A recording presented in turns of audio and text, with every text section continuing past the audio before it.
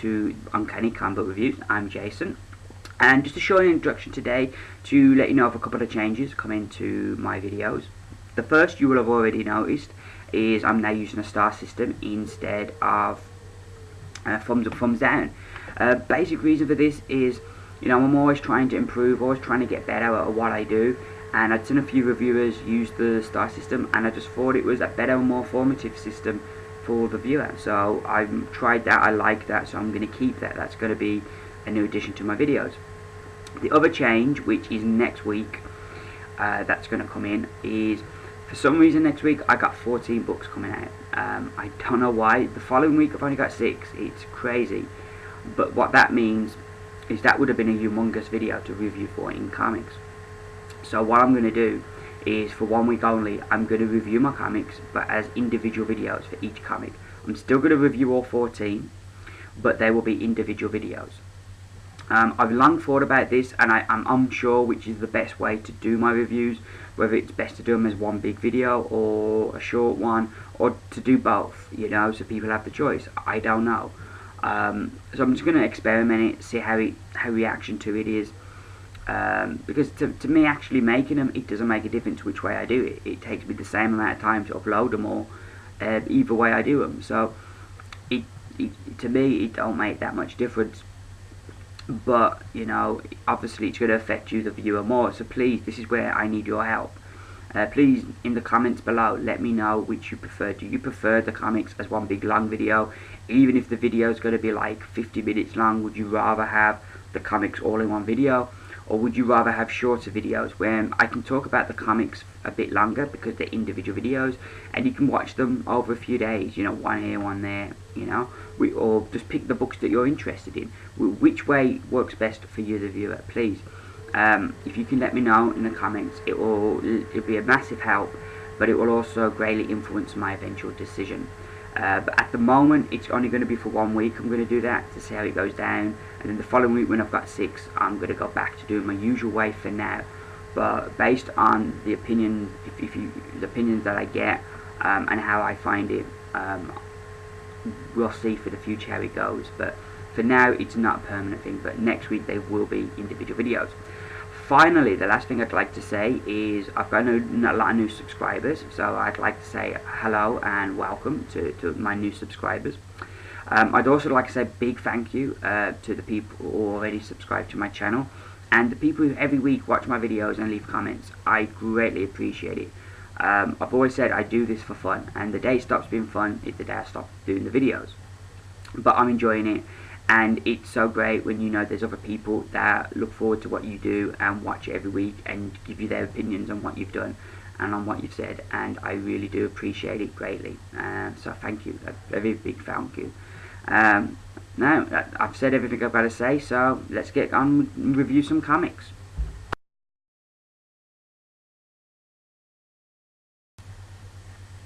Well, first up we have Uncanny XForce issue 1.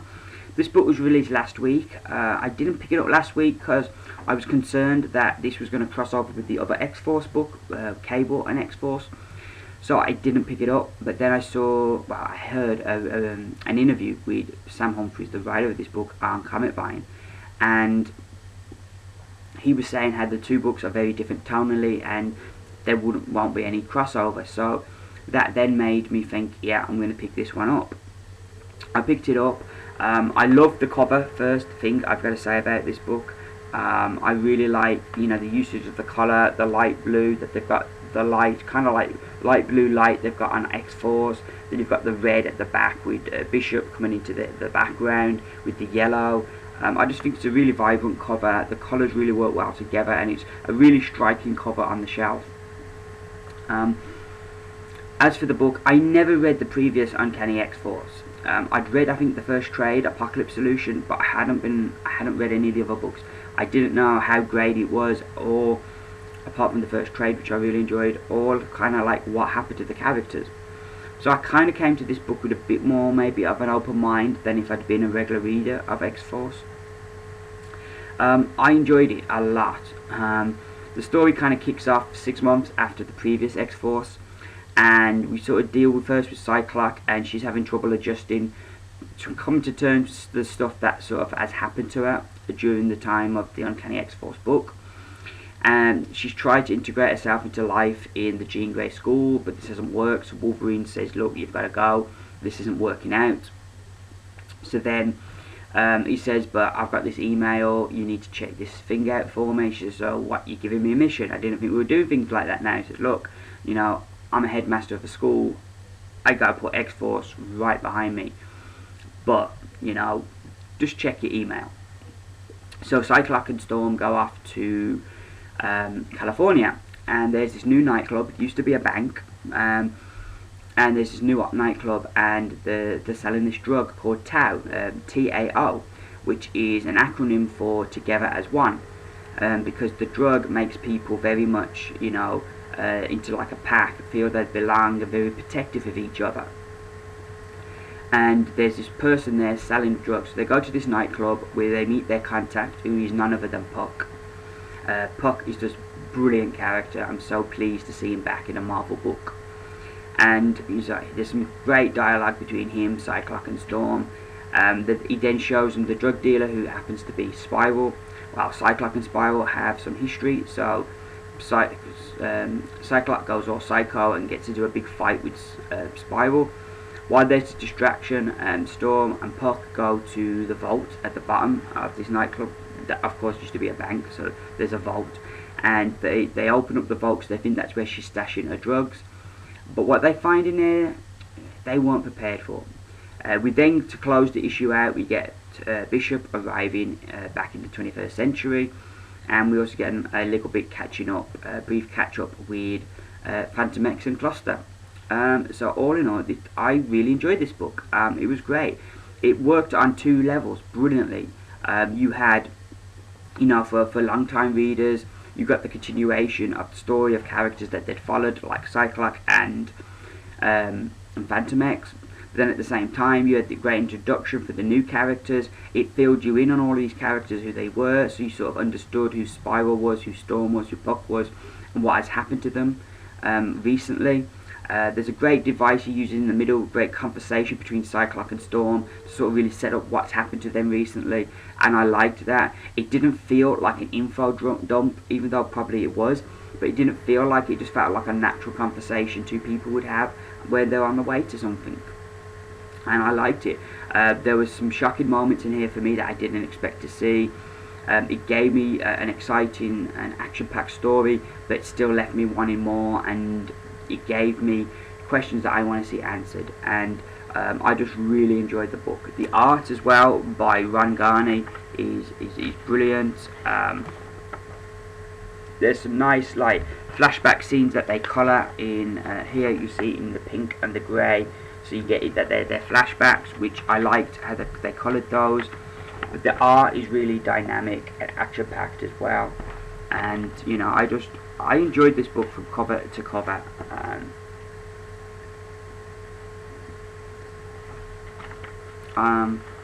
I can't really think of anything bad to say, but yeah, a really good book, and I definitely I've got to give Uncanny XForce 5 stars out of 5, so it's 5 stars.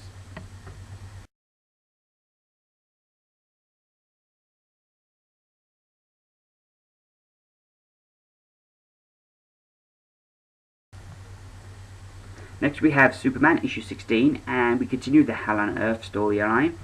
Last week I was getting a bit down with this story.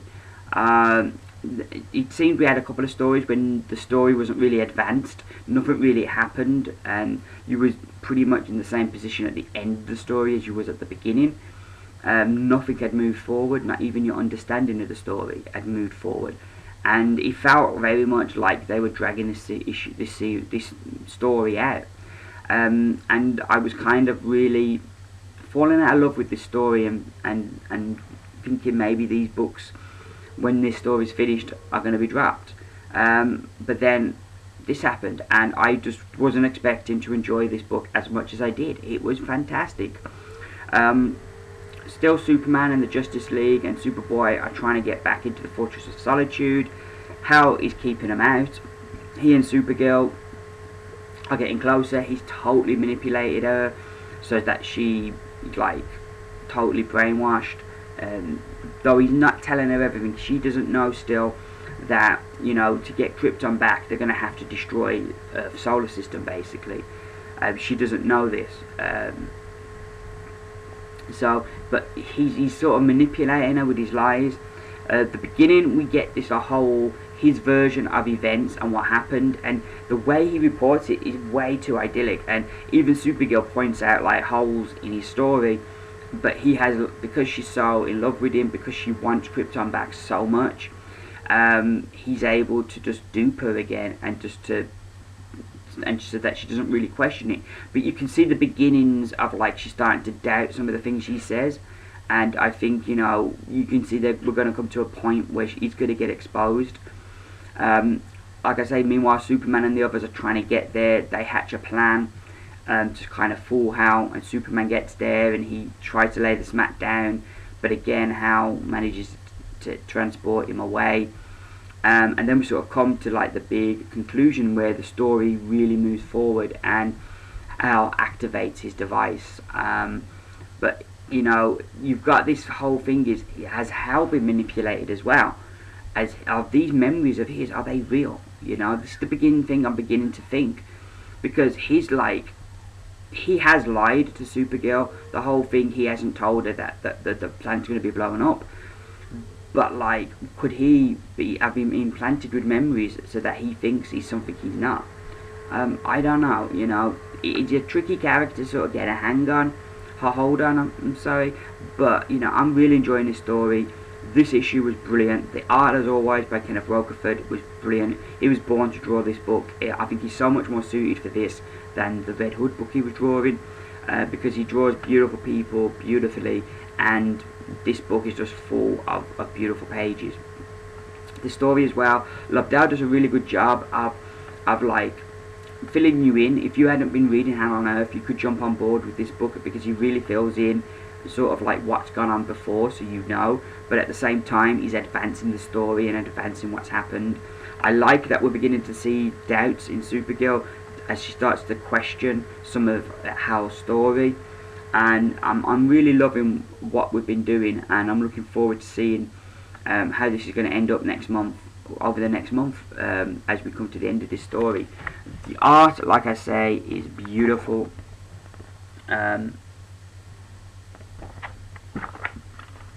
And it is really well done.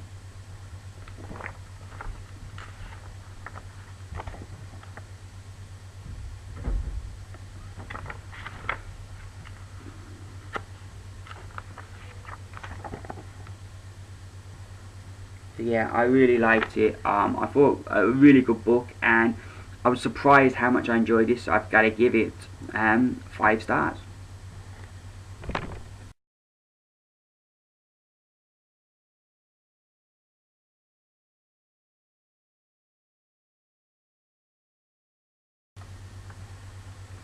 Next up we have He-Man and the Master of the Universe, issue 6. First things first, the cover. Fantastic wraparound cover. I thought that was brilliant. Totally didn't expect the wraparound cover, but it was a worth surprise. As for the issue, basically, last issue, He-Man broke Skeletor's spell, so now he remembers who he is, and all the Masters of the Universe remember who they are. So they all come together and they're going to strike at Skeletor. He-Man says, no, I'm going to go alone. Skeletor wouldn't expect this. They're like, no. His dad sort of says, no, look, we're not doing that. We're going to vote on it, and we're not doing that. We're going to do this way. So He-Man goes off by himself anyway. Him, Teela, and Battlecat, and they go off by themselves to fight Skeletor's army, and it comes down to uncle versus nephew as He-Man takes on Skeletor in a fight to the death. Pretty much I was disappointed with this issue. I was already a bit disappointed. It's a 6-part miniseries, and we only get out of that 6-part miniseries 1 issue of He-Man.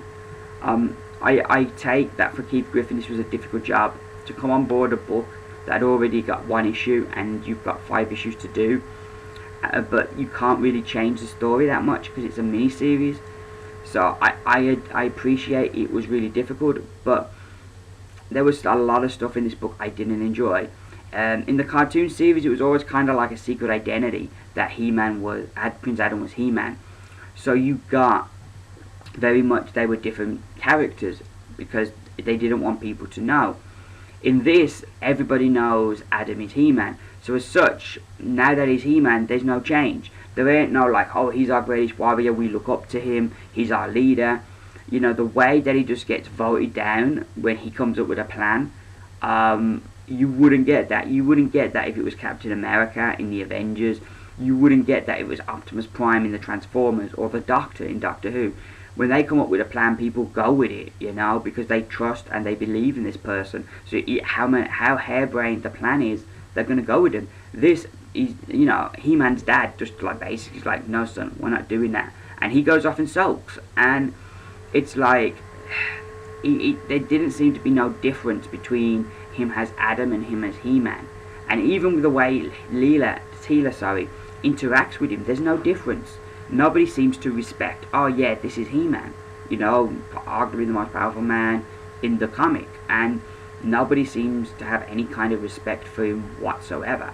The art I felt was okay, but I felt it was a bit hit and miss. There were some nice bits, but then there was other bits that looked a bit sloppy. Good bits with the story though. It was great that we got to see He-Man in action here as he takes the fight. That was good. But then, you know, we didn't get everything answered, like the whole, who was the head that Skeletor was talking to. We don't get answered. We just get this cryptic thing at the end to be continued. What do you think? It's like, what do I think? I don't want to read any more of this book. 6 issues was enough. I really enjoyed it. The early issues I thought were good, but I thought this really fizzled out at the end. And the fact that in the last issue, we get to see like brief appearances for characters like Ram Man and Stratos, but we don't get to see them in action, which I thought was a bit naff. So all in all, there was a lot in this book I was disappointed with. A couple of good points, but I think all in all, I've got to give it 2 stars.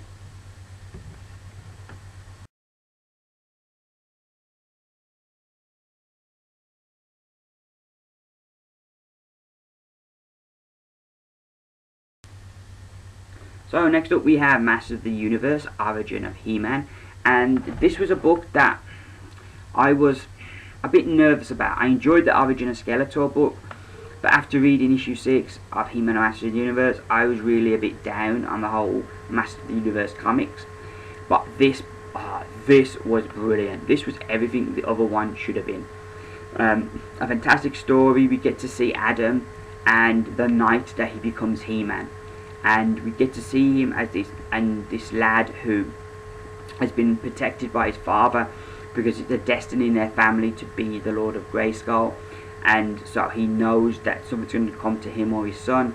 So he sort of shouted his son, so his son's not prepared, and had him as to sort of accept his destiny and rise up to be He-Man. Really great issue. The art is awesome. I love the art and the colours. The story itself is brilliant. The way they tie Grayskull into the family history of Adam and his father is brilliant. And the way that it was his destiny and he has to sort of step up and become this person greater than he is. I just loved it. I really enjoyed this book, and the ending, it just made me wish that this was a mini-series and we got issue 2. The ending was just brilliant and left you wanting more, and I really enjoyed this issue. Let's show you a bit of the art. So at the beginning of the story, it's very much like what's going on as Adam is like all alone, and it is very much like what is going on. But you sort of get the story as you go along, and it's his first confrontation with Skeletor. He doesn't know at this point that Skeletor is his uncle. So he doesn't know the family connection, and he doesn't even know who Skeletor is. So yeah, but this book was just brilliant, well worth picking up if you're a fan of He-Man. Fantastic book. I give it 5 stars.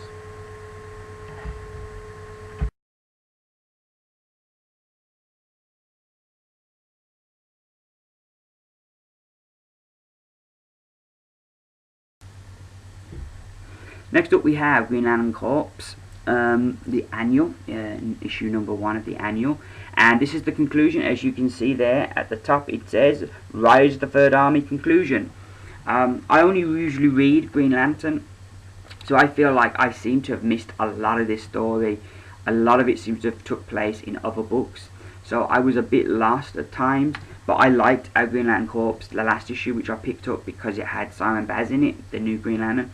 So I picked that up, and I enjoyed it, and I liked the end. So I got this, and I'm glad I did. It was a good read. Basically, Guy goes back to Oa to try and get his ring back and to stop the Guardians, and he finds some other survivors, and they come up with a plan.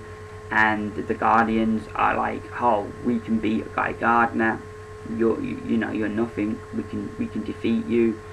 But then there's all these other things that sort of come in, these other variables that the Guardians seem to have forgotten about, and they call in their third army. And we have this big, massive intergalactic smackdown, and it does bring this part of the story to the close, and begins then what looks like it's going to be the next big story. But so all in all, I enjoyed it. I did feel that I'd missed a lot, but that's probably because I haven't read the other books. And I still think the whole Third Army thing's been a bit of a damp squid. While I enjoyed this issue and I enjoyed the conclusion and everything, they didn't seem to be much of a threat. And there's still the answer of, what about the creatures that they inhabited? Are those people dead now? Is there no, like, we can turn them back? That once the creature is killed, it reverts back to its original self and they're alive again? Because it looks pretty much like once they're dead, they've been like killed. So those other people seem to have been dead, that have been, took over. But yeah, the Third Army still didn't seem to be much of a threat. The Guardians, for being these big intergalactic beings of great power, seem to have totally forgot so much and underestimated so much. They underestimate Guy Gardner. You've got other characters that show up that they seem to have like totally not done anything about or dealt with as they should have, if they were all these all-knowing beings. And I felt the Guardians in this book really came across as weak and not that bright. Other than that, it was a great story. It was great to see Guy Gardner. That's the annual, so Guy Gardner takes front and center. It was the battle with the Lanterns and the Third Army, even though it kind of like, they didn't really establish the Third Army as big a threat. Or maybe that was my perception because I've only read Green Lantern. Maybe if I'd read the other books, I might perceive them more as a threat. But they've not really been that great. And so, while it's a great battle, you don't ever get like, wow. The art in here I liked a lot. I did enjoy the art. We get a little bit with Simon Baz, which I gather will be picked up on in his own book. The best bit of the book are the fight scenes on Oa, as everybody sort of shows up. I won't go too far because I don't want to spoil some of the surprises. But yeah, I enjoyed the art in this one. No, that's as far as I got. I don't want to spoil any surprises if you've not read it. I enjoyed this book. Like I say, I did have some problems with it, but overall it was a good read and a good conclusion to the story. I'd give Green Lantern Corps the annual 4 stars.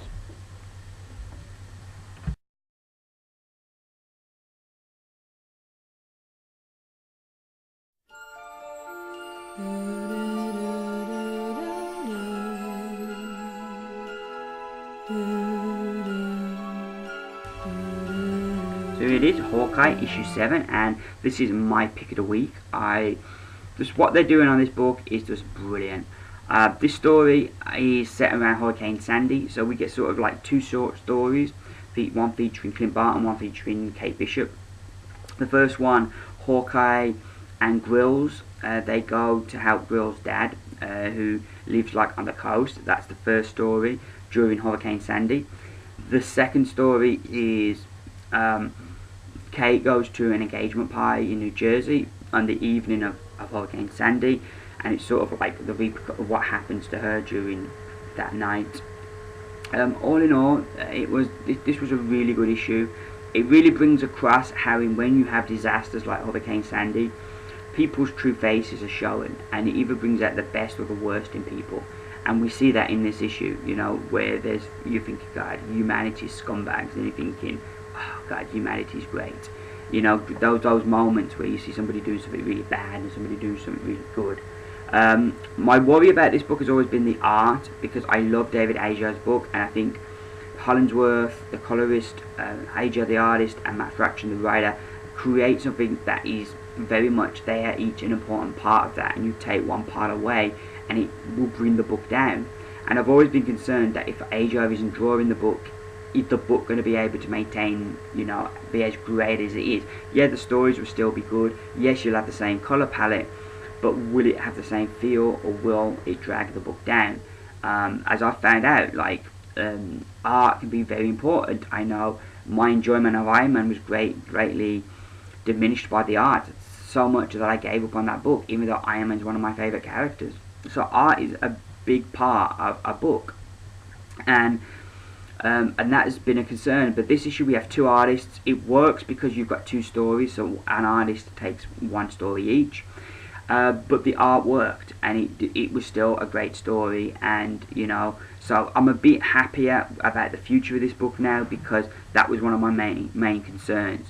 As always, the cover, I love it. It's so elegant in its simplicity, but still so great.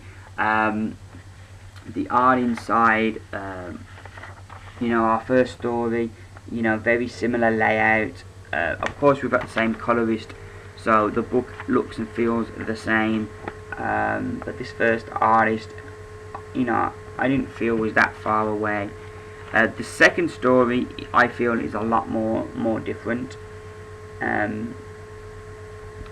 But I enjoy both. I enjoy both artists' work. I love this this page here. It kind of reminded me of Walking Dead. You know, when Rick goes to Atlanta. It really reminded me of that, like, kind of like post-apocalyptic feel. I'm loving this book. If you're not reading this book, you're doing yourself a huge disservice. It's a great piece of fun every issue that comes out. Well worth picking up. I think the trade of the first 6 issues is out, so it's well worth picking up the trade and catching up on this book. Though a lot of the stories seem to be like one-shot kind of stories, so I don't think you really need to have been reading past issues, at least not yet. I don't know if in future he's going to have things sort of come back, but very much a lot of the stories were kind of like one and done kind of stories. But I'm still loving this book. I can't think of nothing bad to say about it. Even if you're not collecting this book, I believe, I may be wrong, but I believe the proceeds of this book are going to Hurricane Sandy, to help people with Hurricane Sandy. So it's well worth cause to sort of support. And yeah, I definitely give this book 5 stars. It is my pick of the week. What more can I say?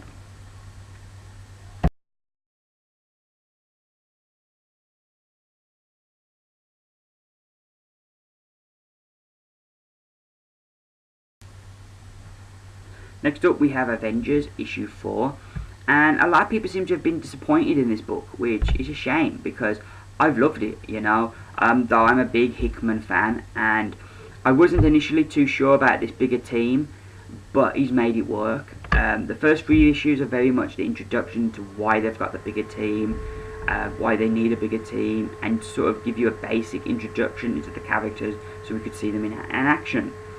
Of course, from them first 3 issues, some things were launched. The Origin bombs were launched on Earth, so the Avengers are trying to cordon these off in quarantine zones so that they don't, you know, hurt anyone. And one's gone to the Savage Land, so they put this team together. You've got Thor, you've got Black Widow, you've got Captain Marvel, Hyperion, Hawkeye, and did I say Spider-Woman? So you got 6 characters in this book. And I think this is very much what they're going to do, is for like each issue they're going to pick the best team. I don't think for every mission we're going to get 18 members. I think that was just because that was a big mission. I think usually you're going to get these smaller teams that are going to pick the best. Kind of like, I don't know how many of you watched Thunderbirds, but every mission, they would kind of be, which Thunderbirds can we use for this?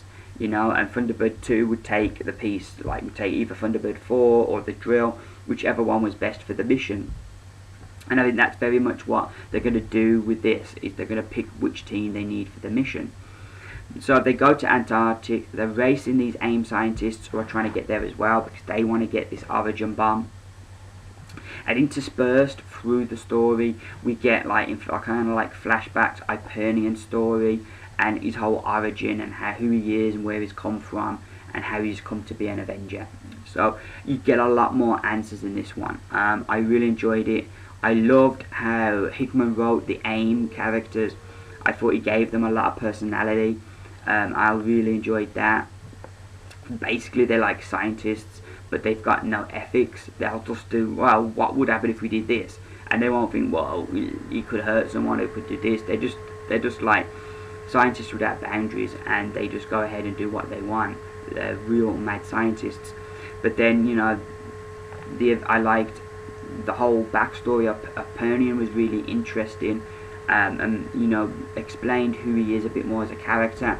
And I kind of, like, in many ways, I kind of equate him to like Shazam of the DC universe. Very much, he reminds me. He's very much, though he isn't, he reminds me some of his outlooks and the way he is, very much of like a child in a man's body, much like Shazam. That's kind of the vibe I got reading this.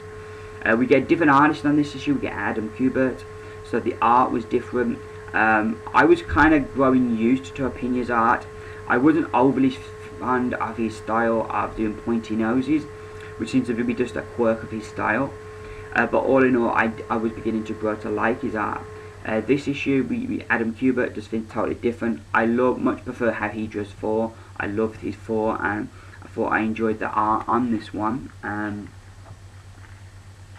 Still, nobody can draw Captain America. Since they've changed his uniform, nobody seems to be able to get his head right.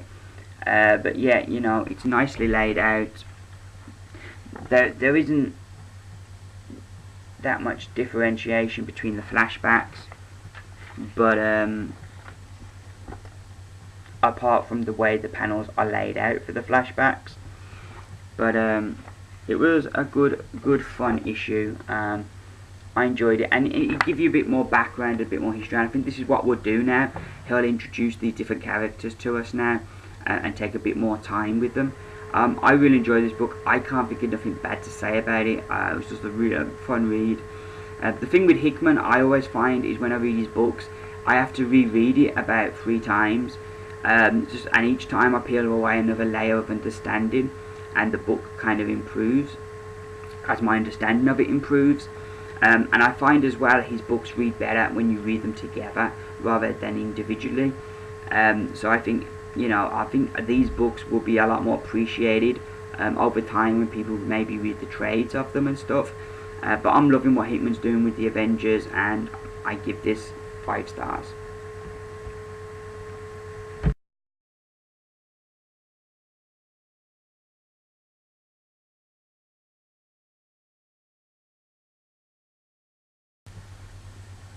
Well, next up we have issue 2 of Superior Spider-Man. And last issue we found Peter Parker still alive. His soul is still alive, and his consciousness is still alive, some part of his brain. It's kind of like, the best way to equate it, he's in the back seat, tied up and gagged, so nobody can hear him, nobody can see him, but he can see everything that Dr. Octopus is doing as he drives the car. And so that's the best way to equate it. The way they illustrate it is that he's like as a phantom, as a ghost, but he's not actually a ghost. He's just still part of the consciousness. But that's the way they choose to illustrate it. So like Peter is like getting used to seeing Doc Ock lead his life, and even he has to concede that some of the things that Doc Ock is doing are pretty damn smart. The robot that was in the Sinister Six, we get to see he's now Dr. Octopus's assistant, which I just loved, that Doc Ock has got his own robot, so it's kind of really like a mad scientist now. I loved that. I thought that was brilliant. It did feel very much more like a Spider-Man book, because you got Peter doing his usual quibs. The bulk of the story is Doc Ock trying to get it on with Mary Jane. but he's like, the way that he approaches it is very much like a science problem, and he doesn't really understand women and how to, you know, what to do. And so that was always really, that was made the story a fun story. Though you had this bit, a little bit of foreboding of, oh God, no, don't let him get it on with Mary Jane. We also get to see Charlie, who's recovering from being shot, but she's also still going over what Dr. Octopus told her, that he was Peter Parker and that they swap bodies. So she's still got that going on in her head. And Mary Jane's beginning to notice as well that Peter's different, which I like that people are starting to notice, because you wouldn't notice maybe straight away, but people are starting to put it together now, that, you know, Peter's acting different. I thought this was just a really fun read, and I enjoyed it. While I loved the first issue and I loved that Peter showed up, I do feel that it's done a bit of a disservice to the Doc Ock Spider-Man, that he hasn't had time to stand on his own. I would have maybe liked to see a few issues of him on his own, but maybe not been able to kill and not understanding what's stopping him, and then it gets revealed. I thought would have been better. And I'm not sure how much that it was put in the first issue, because they knew they'd get a big backlash from killing Peter Parker. So they thought if we have that in the first issue, it will calm a lot of the bad feelings. But I think the first issue would have been strong enough on its own that it would have been a nice little mystery. But in saying that though, I did enjoy this. I like a lot of the stuff Dan Slott is doing in here. I liked Ryan Stegman's art. It looked and felt very much like a Spider-Man comic, or modern Spider-Man comic.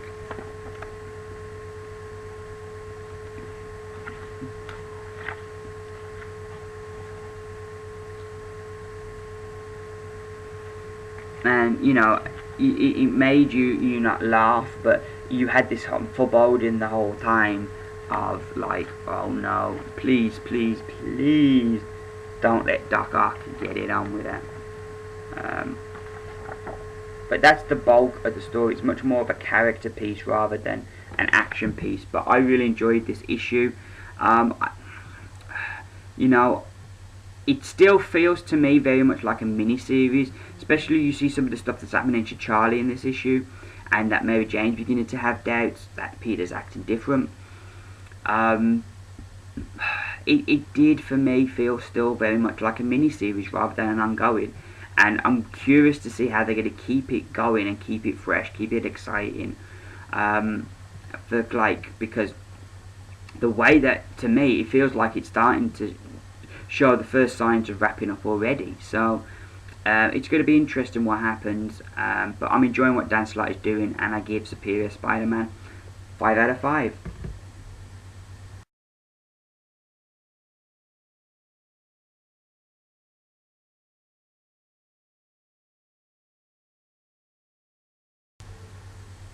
Next up, a book that I've absolutely been loving. It is The Flash, issue 16. The Flash has kind of gone through all these different ways in his mind, and the only way he can see to beat Grodd is to surrender.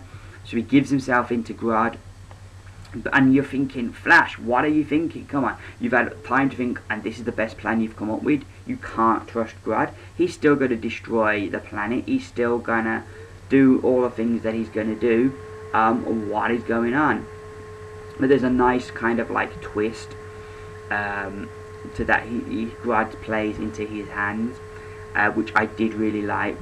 And so the cliffhanger, this book does cliffhangers better than anybody. As always, there's other bits of story going on. You've got the Rogue still trying to save the city from the people from the gorillas, from the gorilla army of Grodd. We get to see what's happened to Iris West inside the Speed Force. So there's still lots of nice little bits going on. And the main thrust of the story is the Flash and Grodd. I really enjoyed it. Every issue I look forward to this, and I enjoy it. I love Manapul's art. The way he ties everything in is great.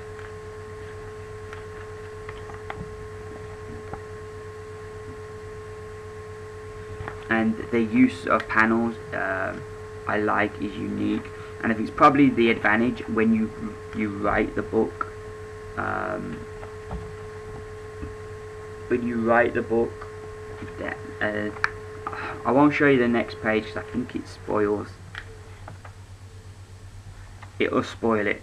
But I think probably one of the advantages of being the writer as well as the artist is that you're much more able to integrate the artwork into the story. But I'm still really enjoying this book. It's one of them books that I find is under the radar, but that every month I enjoy it. And since the New 52 kicked off, I've not ever once considered dropping this title.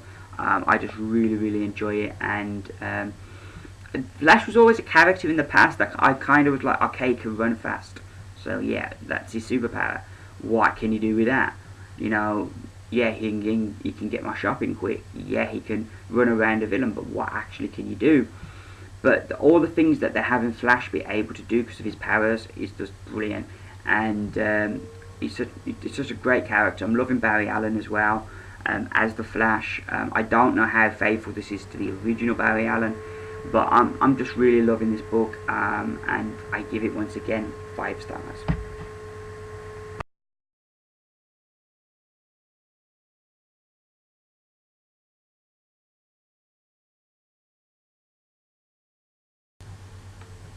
Finally, we have Aquaman, and it is chapter 4 of Throne of Atlantis. And this story is really good. I'm really enjoying the Throne of Atlantis. Aquaman, Batman, Superman and Wonder Woman have been sentenced to death and sent to the bottom of the ocean, deep in the ocean where the trench were. And Aquaman's like, there were a lot more trench here last time I was here, and we sealed it, somebody's opened it, this shouldn't be happening. Batman has to stay in this container because the pressure is too much, that even with his breathing equipment it would be too much for him. Aquaman tries to fight off these flesh-eating trench, but while at the same time trying to find and rescue Superman and Wonder Woman. We see Cyborg undergoing the operation to remove his lungs so he can breathe underwater, so that he and Mira can go and help Aquaman. Meanwhile, the Atlanteans are still attacking the surface world, but the heroes that Cyborg called in are there, and we get to see loads of nice real cameos from different heroes as they're like fighting the Atlanteans. And then at the end we get the big shock reveal of who's behind this. This event has been brilliant, and each issue has pushed the story forward. The ending of this one I did not see coming. I did not know who had started this war, who fired those rockets at Atlantis, who's behind this, why are they behind this. But you get to find out, and it's so appropriate when you find out who it is. It's so appropriate that it's in Aquaman that you get that big reveal. This book is brilliant. Palpetier's art I really liked. I thought some of his panels like this, they were okay. I think where he really comes into his own is when he has the bigger spreads. You know, he does there, but you get some of these double page spreads that he does later on, like here, this one here with the heroes fighting the Atlanteans. I thought it was really, you know, it's when he comes to doing panels like that he really comes into his own. The rest of the art is good, don't get me wrong. I love that bit there with Hawkman. That is brilliant. But I always think Hawkman is just an awesome looking hero, with the wings and the everything. But the best bits coming, you know, like I say, his best pages are these double page spreads that he does, which just are brilliant. But the battle that's going on just gets totally turned on its head, and the big reveal at the end was brilliant. This has been really good. It's well worth tracking down the first 3 issues of the Throne of Atlantis, which I think Justice League 15 and 16 and Aquaman 15, well worth tracking them down, because this has been a really good story. And yeah, I give Aquaman issue 16 5 stars.